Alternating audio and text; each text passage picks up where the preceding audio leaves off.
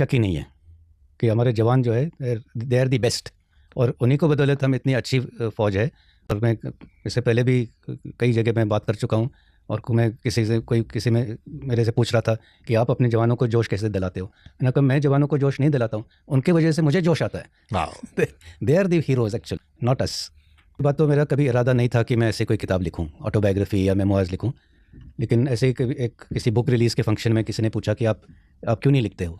तो मैंने कहा मैं लिखूँगा, लेकिन कौन छापेगा। तो वो पब्लिशर ने कहा नहीं ज़रूर हम छापेंगे, आप लिखो तो सही। तो वहाँ से फिर ये आइडिया है कि मैं कुछ लिख सकता हूँ। तो जब मैंने लिखा है वो टोटली अपने मेमोरी याददाश्त से लिखा है, कोई नोट्स नहीं थे, कोई ऐसे डायरी नहीं लिखी थी। तो इस किस्म के जब मेमोइर लिखे गए तो हो सकता है इसमें कोई गलतियाँ हों, हो सकता है कि कुछ चीज़ें उसमें सही ना हो, कोई फैक्ट्स एंड फिगर्स गलत हो, डेटे गलत हो, तो इसमें रिव्यू करने में कोई हर्ज नहीं है, ताकि बाद में जो भी निकले वो सही निकले। तो और जब आपने कोई चीज़ लिखी है तो आपने वो अपने नज़रिए से लिखी है, और हर लेवल में नज़रिया अलग अलग होता है।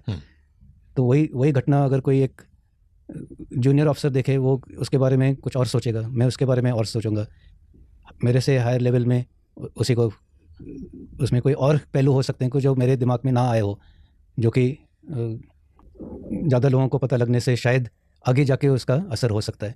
तो रिव्यू करने में कोई, जैसे मैं कहा, हर्ज नहीं है। और हो सकता है कि ऐसे एक आधी चीज़ हो जो, और चर्चा हम सिर्फ 2-3 बार चीज़ों के बारे में कर रहे हैं, लेकिन उसमें कई सारे चीज़ें हैं। तो हो सकता है कि एक तो नहीं चाहिए, और हम एक डेमोक्रेसी है, तो डेमोक्रेसी में हर चीज़ के ऊपर बातें होती हैं, डिबेट होते हैं, और उसी डिबेट के ज़रिए हम और मजबूत हो जाते हैं। तो और कई सारी चीज़ें खास करके जो मैंने उस किताब में लिखी हैं वो पब्लिक नॉलेज में थी, क्योंकि जैसे मैंने कहा कि मेरे कोई पास कोई डायरी नहीं थी, मेरे कोई नोट्स नहीं थे। तो मैंने जब वो इवेंट्स रिक्रिएट किए हैं तो मैंने नेट पर जाके रिक्रिएट किए सारे न्यूज़पेपर आर्टिकल और जो भी अलग अलग लोगों ने रिपोर्टिंग की थी। तो एक किस्म से तो सभी चीज़ें जो है उसमें कोई क्लासिफाइड ऐसी चीज़ नहीं है। पहली बात तो एक खामोशी के ऊपर, मैं तो हर जगह जाता हूँ, हर जगह बात करता हूँ। अग्निवीर के ऊपर भी 50 बार मुझे लोगों ने पूछा होगा इस अग्निवीर स्कीम के बारे में, अग्निपथ स्कीम के बारे में। इसके ऊपर मैंने 2022 या 23 में आर्टिकल भी लिखा है जो कि हिंदू में छपा था। तो ये नहीं है कि इसके ऊपर मैं टिप्पणियाँ नहीं कर रहा हूँ।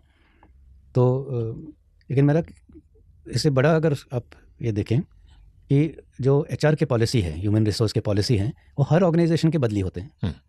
और कई लोगों को मालूम नहीं है, ज़्यादातर इनफैक्ट लोगों को मालूम नहीं है कि 75-76 तक इनफैक्ट जवान सिर्फ 7 साल सर्विस करता था, और 7 साल सर्विस के बाद वो घर जाता था, कोई पेंशन नहीं।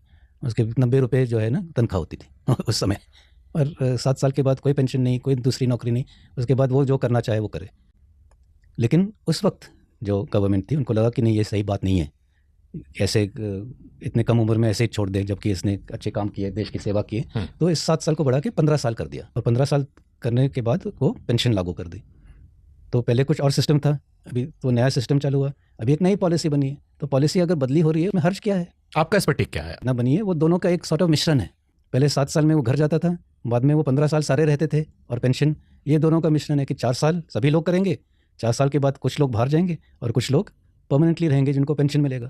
और 7 साल की जगह 4 साल करने से वो अभी भी कम उम्र में जा रहा है, जहाँ की वो एक दूसरी करियर जो है और आसानी से कर सकता है। और 4 साल में जब वो घर रिलीज होगा, उसके में 10-12 लाख रुपए होंगे। समझता हूँ कि ये आर्मी के हित में ही होगा, क्योंकि ये जो यंग ब्लड है वो बहुत अच्छा काम कर रहा है।